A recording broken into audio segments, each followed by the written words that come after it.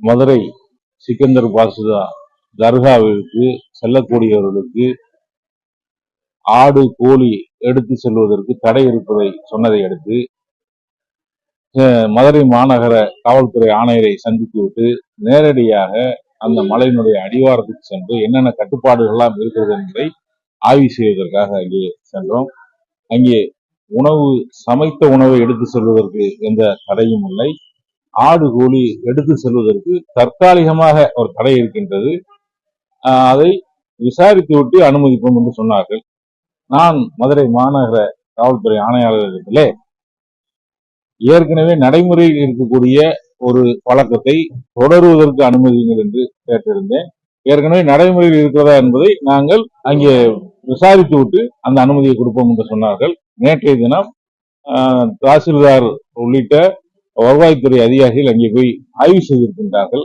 அந்த மலையிலே எங்கு ஆடு அறுக்கப்பட்டது, சமைக்கப்பட்டது, கீழிருந்து ஆடு தூக்கி கொண்டு சென்றவர்களை எல்லாம் விசாரித்திருக்கின்றார்கள்.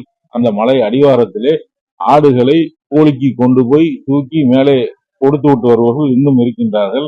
அந்த பகுதியில் இருக்கக்கூடிய அத்தனை பேரும் அதெல்லாம் சொல்லியிருக்கின்றார்கள். நீங்க ஆய்வு செஞ்சீங்க வச்சீங்க. இப்ப வந்து சமூக வலைதளங்கள்ல வந்து மதக்கலவரத்தை தூண்டுறாங்க, நல்லிணக்கத்தோட இருக்கிறவங்க மதக்கலவரத்தை தூண்டுறாங்க. அதான் நேற்று நானும் பார்த்தேன். நேற்று ஃபுல்லா எங்களுடைய வக்ஃபு வாரியத்தினுடைய 2 நாள் மாதாந்திர கூட்டம் நடந்தது. அதுல இரவு வரை கூட்டத்துக்கு வந்தனால பார்க்க முடியல. அவரு சொல்லியிருந்தாரு, இந்த மாதிரி மத நல்லிணக்கத்தை கெடுக்கக்கூடியவர் வந்து அவரை வந்து எம்பி பதவியிலிருந்து நீக்க வேண்டும் என்று நான் கேட்கின்றேன். அங்கே போய் ஆள்களை அழைத்து கொண்டு மலையில போய் பிரியாணி சாப்பிட்டார் என்று சொன்ன அண்ணாமலை பதவி விலகுவாரா? அதை நிரூபிக்கவில்லை என்றால் நான் அங்கே போய் கூட்டத்தினரை அழைத்து கொண்டு மலையில் சென்று பிரியாணி சாப்பிட்டதாக சொன்னால் நான் பதவி விலகுவதற்கு தயார். அவர் சொன்ன குற்றச்சாட்டை நிரூபிக்கவில்லை. தமிழக பாரதிய ஜனதா கட்சியினுடைய தலைவர் பொறுப்பிலிருந்து அண்ணாமலை பதவி விலகுவாரா? அந்த பொறுப்பிலிருந்து அவர் விலகுவாரா? உண்மைக்கு புறமான தகவல்களை, பொய்களை தொடர்ந்து தமிழகத்திலே சொல்லிக் கொண்டிருக்கக்கூடியவர் அண்ணாமலை அவர்கள். ஐபிஎஸ் படிச்சுட்டு பொய் தான் பேசிக்கிட்டு இருக்காரு. இப்ப லண்டன்ல போய் படிச்சுட்டு வந்து இன்னும் கூடுதலா எப்படி எல்லாரும் நம்புற மாதிரி அந்த பொய்யை சொல்லணுங்கிறத ரொம்ப தேர்ச்சி பெற்று வந்து சொல்லிக்கிட்டு இருக்காரு. இப்படி ஒரு சென்சிட்டிவான மேட்டர்ல ஒரு குற்றச்சாட்டை சொல்றமே எம்பி மேல போனாரா? முதல்ல அதை நிரூபிப்பார். அவரை நீங்க பத்திரிகையாளர் இருந்தீங்க, அங்கே காவல்துறை இருக்கிறாங்க, அவருடைய கட்சிக்காரர் பாரதிய ஜனதா கட்சிக்காரர் இருக்காங்க, இந்து முன்னணியை சேர்ந்தவர் இருக்காங்க. மேலேயே போகல, கீழே போய் மேல போறவங்களுக்கு என்னென்ன இருக்கு, அவங்களுக்கு என்னென்ன தடைகள் இருக்கு, என்னென்ன சிரமம் இருக்குன்னு பார்க்க போறோம். அதையும் என்ன ராமநாதபுரத்து எம்பி அங்க எப்படி போனாரு, எதுக்கு போறாரு? மணப்பாறை சட்டப்பேரவை உறுப்பினர் அங்க எதுக்கு போறாருங்க? மணப்பாறை சட்டப்பேரவை உறுப்பினர் வக்ஃபு வாரியத்தினுடைய உறுப்பினராக இருக்கிறார். நான் ராமநாதபுரம் பாராளுமன்ற உறுப்பினர் வக்ஃபு வாரியத்தினுடைய தலைவராக இருக்கின்றார். அங்கே மேல இருக்கக்கூடிய அந்த சிக்கந்தர் பாஷா தர்காங்கிறது வக்ஃபு வாரியத்தினுடைய கட்டுப்பாட்டுல இருக்கு. அப்ப அந்த தர்காவுக்கு செல்லக்கூடியவர்களுக்கு என்ன வசதிகள் குறைபாடு இருக்கு, அவங்களுக்கு என்ன சிரமங்கள் இருக்கு, என்ன கட்டுப்பாடு இருக்கு, அதை அரசிட்ட சொல்லி அதெல்லாம் எப்படி அவங்களுக்கு கேட்டு பெறணுங்கிற பொறுப்பு எங்களுக்கு இருக்கு. அதுக்காக இங்க போறோம். வக்ஃபு வாரிய சார்பில் வந்து அமைதி பேச்சுவார்த்தை நிச்சயமா எங்களுடைய கட்சியை தான் நாங்க வந்து நல்லிணக்கத்துக்காக, ஒற்றுமைக்காக, அதுக்காக தான் தொடர்ந்து கடந்த சுதந்திர இந்தியாவில் 75 ஆண்டுகளுக்கு மேல போராடிக்கிட்டு இருக்கோம். எங்களுடைய வரலாறு இந்திய யூனியன் முஸ்லீம் லீக்குடைய வரலாறு, இந்த தமிழ்நாட்டில் இருக்கக்கூடிய எல்லாருக்கும் பாரதிய ஜனதா கட்சியினுடைய வரலாறு வந்து நேற்று இதிலிருந்து முழுமையாக இந்த சம்பவத்துல பாரதிய ஜனதா கட்சியுடைய அத்தனை தலைவர்களும் தவறான தகவல்களை பரப்பிக்கிட்டு இருக்காங்க.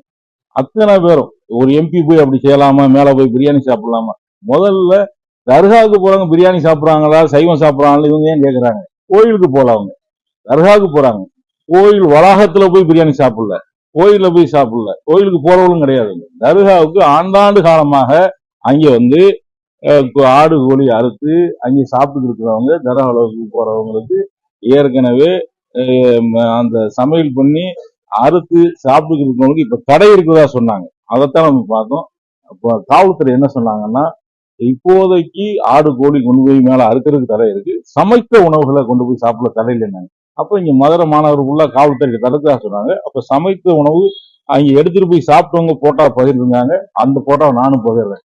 சமைத்த உணவு அங்க கொண்டு போய் சாப்பிடுறதுல எந்த தடையும் கிடையாது. காவல்துறை தடுக்கல, தவறான தகவலை சொல்ல வேணாம், அந்த சாப்பாடை கொண்டு போய் அங்கே சாப்பிட்டவங்க போட்டோ பகிர்ந்துருக்காண்டு அதை நான் பகிர்றேன்.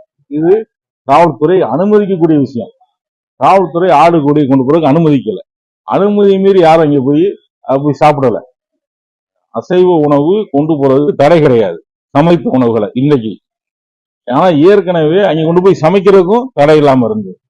இவர்கள் குழப்பத்தை ஏற்படுத்தணும், பிரிவினை ஏற்படுத்தணும், ஒற்றுமையை குலைக்கணும், ஒரு மத நல்லிணக்கத்திற்கான ஒரு தர்காவா இருக்கு, அங்கே மற்ற மதத்தினரும் போய் வழிபடுறாங்களே, இது எப்படி கெடுக்கணுங்கிறதுக்காக புதுசா இப்ப ஒரு பிரச்சனையை கிளப்புறாங்க. இது அங்க இருக்கக்கூடியவர்களுக்கு, மதுரையில் உள்ளவர்களுக்கு எல்லாரும் தெரியும். இந்த விவகாரத்துல பாஜக கட்சியை தவிர எந்த கட்சியுமே இதை சொல்லல.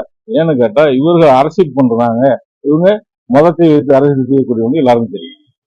சமூக எடுத்துக்காட்ட காலகாலமா திகழ்ந்து இருந்த மலையில தொடர்ந்து இஸ்லாமிய கட்சிகள் வந்த பிறகுதான் இந்த பிரச்சனைகள் எல்லாம் ஊருக்கு.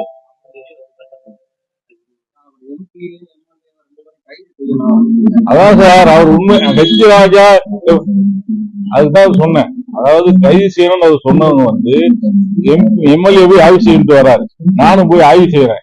அவங்க ஆய்வு செய்யறதே தவறுன்னு எப்படி சொல்ல முடியும்? நாங்க வக்ஃப் வாரியத்தின் கட்டுப்பாட்டில் இருக்கக்கூடிய ஒரு தர்கா பள்ளிவாசலுக்கு ஏதாவது பிரச்சனை வருகின்ற போது நாங்க அதை ஆய்வு செய்து தமிழக அரசுடைய கவனத்துக்கு கொண்டு போய் சொல்லி அந்த பிரச்சனை தீர்க்கணும்.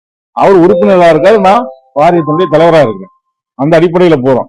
பொய்யான தகவலை சொல்லக்கூடிய, சமூகத்துல பதற்றத்தை நிலவக்கூடிய அளவுல ஒரு கருத்தை சொல்லக்கூடிய இவர்கள் கைது செய்யப்பட வேண்டும். அண்ணாமலை, எச் ராஜா போன்றவர்கள் கைது செய்யப்பட வேண்டும்.